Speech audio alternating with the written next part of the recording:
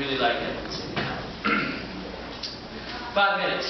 A lot can be accomplished in 5 minutes.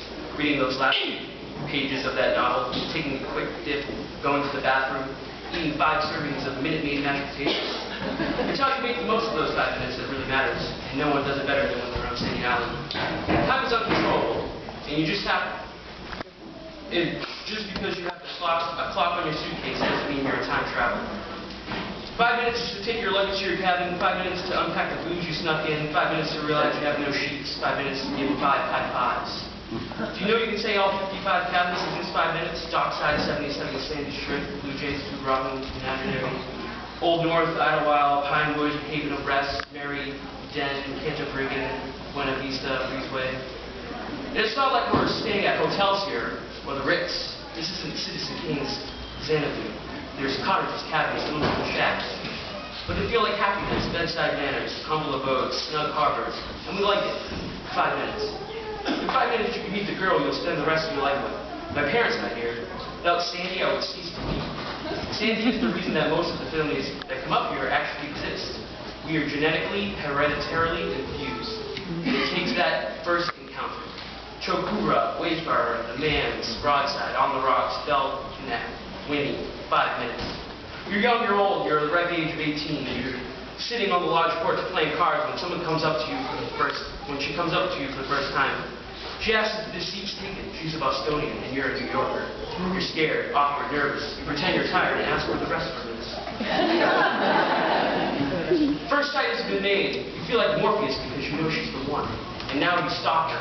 You try to make the most of every second. Take every chance to act accidentally bump into her. Telling yourself that this is it. Telling you you're welcome for doing nothing. Hoping she will stay for a while. Because you're antsy anymore. Just like everyone else. Because every day is like a water carnival on Sandy. Having a shaving cream race with your face or legs. Just because you know there's more fun out there. You want to get out of the bathroom as soon as possible. Limboing between people, activities, and who you want to spend your time with. Fighting yourself on the log. Trying to push yourself. Trying to do more in one day than the entire week in the real world. And it can get overwhelming.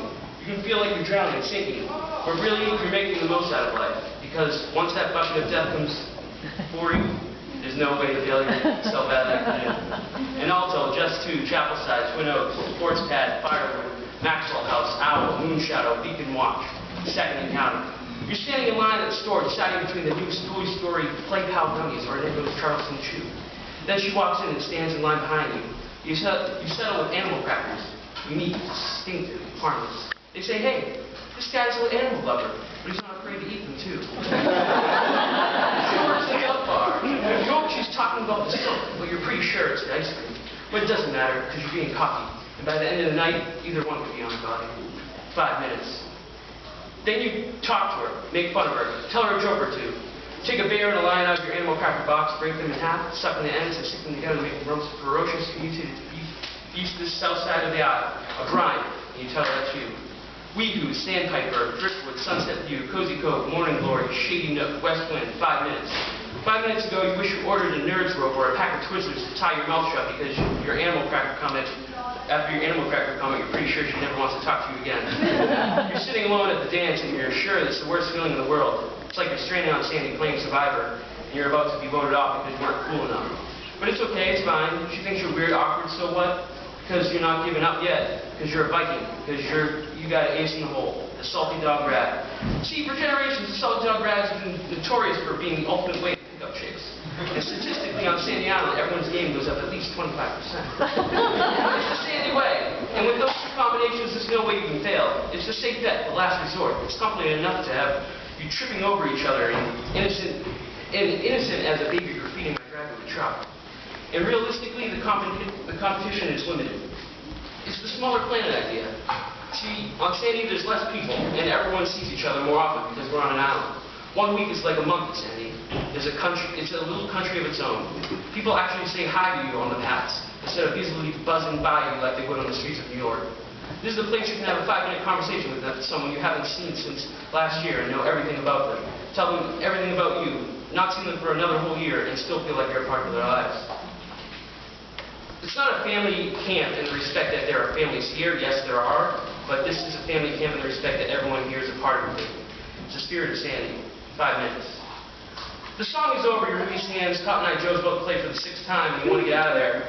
Another puts a game of nighttime bocce. 5 minutes. You're beating her 11-0. She knows you're good. Now it's time to tell her your skills. How you wake up at the crack of noon to a 5-minute energy drink.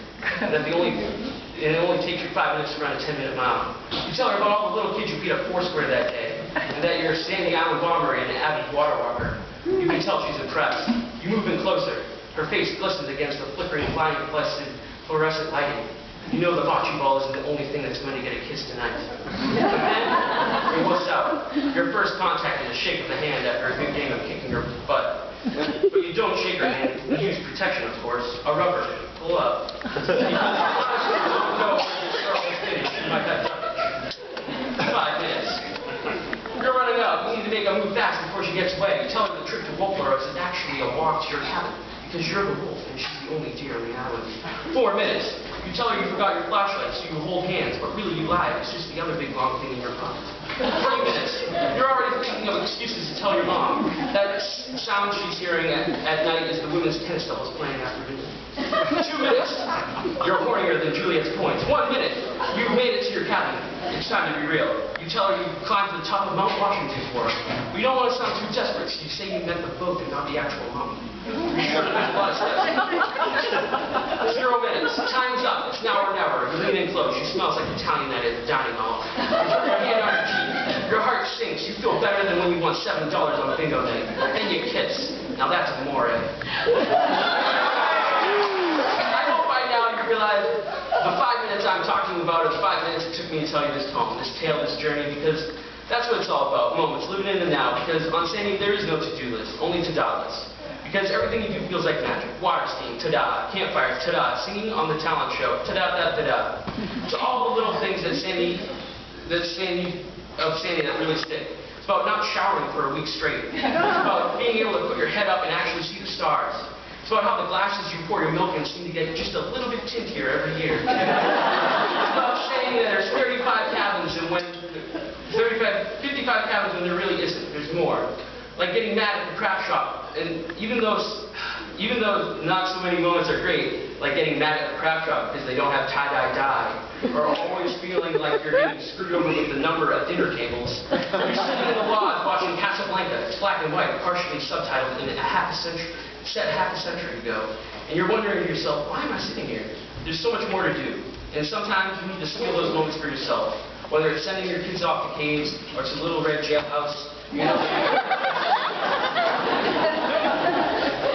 it's remembering the families that skip a year or two, like the Roses, the Groffs, the Flanagans, or the long-lost Toppins, and that really, really tall family. First, that's the tears you shed at dodgeball, about fearing that you're going to get a katana to the face while trying to catch that fly ball in right field, or that Scotch tape you're too afraid to talk to. It's about getting up on stage and trying something new you've never done before. And even though you're nervous, you never felt more comfortable in your life, because you know you're speaking to a family, to Sandy. Because on Saturday, when you step off that 11 o'clock boat that you fought all week for to get, and you're on the plane or whatever, going up and away, you'll wish you left a little later. Because you have to face the real world. Because 12 months is nothing like 5 minutes. It's 1 o'clock, you're in your cabin with her, and all she wants to do is take a ride on the big Sandy. And this time I'm not talking about the boat.